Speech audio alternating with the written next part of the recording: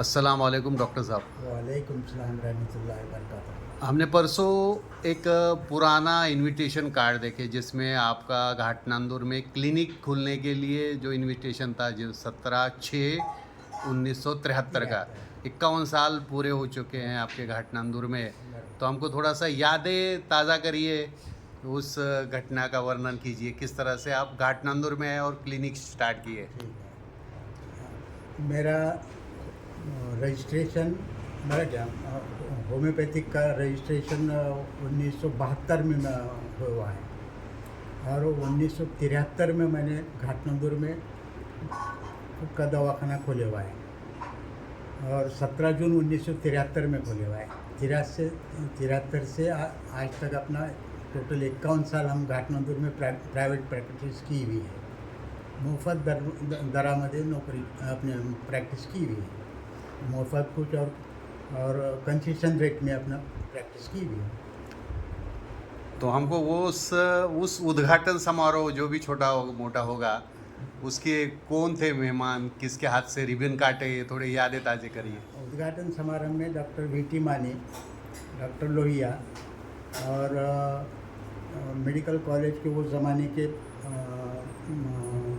Medicine के professor doctor सेवेकर और surgeon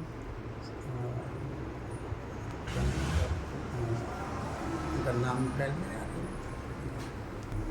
तो ये है कि उस समय आपकी एज क्या रहेगी? उस समय एज मेरी 27 साल की 27 साल। और शादी हो गई थी तब आपकी? नहीं होती है। उसके बाद में 1 साल 2 साल के बाद में फिर 28वें साल में उम्र के 28वें साल में शादी। अच्छा, तो पहले आप और आपका मतलब हम जब भी जाते हैं घाट नांदूर में तो मैं भी देखा है कि आप पेशेंट के साथ जो मोहब्बत का रिश्ता रखते हैं, जैसा पेशंट को पूछते हैं की भाई आहे का इंजेक्शन पुरतं पैसे, गोळ्यापुरतं पैसे, तर त्या हिशोबाने तुमचा ट्रीटमेंट करू।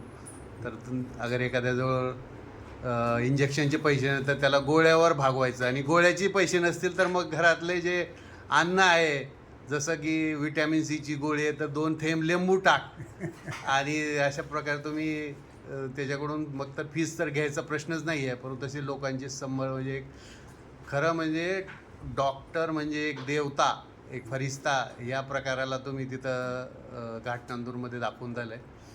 तर ये यादें जो है ना तुम्हारी बेहतरीन है। उसके बाद आपका वो जो जर्नी था घाट नांदूर का, कुछ यादें शेयर करिए आपका क्लिनिक शुरुआत में और संडे बाज़ार के बारे में वगैरह। हाँ, बाज़ार भी ऐसा है कि बाज़ार के लिए के दिन कम से कम 100-150 पेशेंट आते थे ओपीडी में और 2 रुपये हर पेशेंट को 2 रुपये ऐसा फीस थी। उसके बाद में 2-3 साल के बाद में फिर 3 रुपये कंसल्टिंग फीस ली और 3 साल 8-10 साल के बाद में फिर 5 रुपये की मेडिसिन के साथ देते थे। मेडिसिन बहुत सारे वो ज़माने में क्या है कि फ्री मिलती थी एमआर की तरफ से, अलग अलग कंपनियों की तरफ से। जिसके पास पैसे नहीं है उसको फ्री देने में आता था मैं, और जो पैसे दे सकते थे 2 रुपये 3 रुपये जो फीस दे सकते थे उनको फिर खुद के पास से हमने जो ऐसे मेडिकल स्टोर से गोलियाँ लाए हुए, गोलियाँ के साथ 3 रुपये में देते थे और उसके बाद में 5 रुपये फीस की बनाए। और 5 रुपये के बाद होने के बाद में फिर लिखना शुरू करे, गाँव में मेडिकल स्टोर खोले, 2 मेडिकल स्टोर खोले, फिर बाद में लिख के देना शुरू किए। माशाल्लाह। हाँ, तो ये 5 रुपये फीस, मतलब ये आप 50 साल पहले की या एक 45 साल पहले की बात बता रहे हैं? 25 साल हमने 5 रुपये का फीस किया, 25 साल के बाद में फिर 10 रुपये फीस की। 25 साल आगे, मतलब आपने 1975 तक आपने 5 रुपये फीस ली, हाँ, और 80 तक तकरीबन 80 तक भी आपने, अगले 80 तक, जबकि आज आप डॉक्टर के पास जाएंगे 500 रुपये तो बिल उसकी कंसल्टिंग फीस रहेगी। तो आपने बिल्कुल खिदमत ही की है लोगों की, तो इसका एहसास लोगों को है घाट नांदूर के, इसलिए आपको इज्जत है घाट नांदूर में। उस तरह हर प्रोग्राम में आप दिखाई देते हैं, वहाँ पे लोग आपको इज्जत से नजरते हैं, और आप वहाँ पे सबसे बुज़ुर्गों में गिनती होती है आपकी वहाँ के, जिसका अनुभव इतना बड़ा है। आज आपका एज क्या है डॉक्टर साहब? मेरा एज है 77वां साल का। माशाल्लाह 77वां साल है। हाँ। बेहतरीन। एक 1947 के पैलेस है और 77वां साल चल रहा है। अल्लाह आपको सेंचुरी पूरी करा दे अब और आपकी आमीन, हेल्थ आमीन। अच्छी रखे।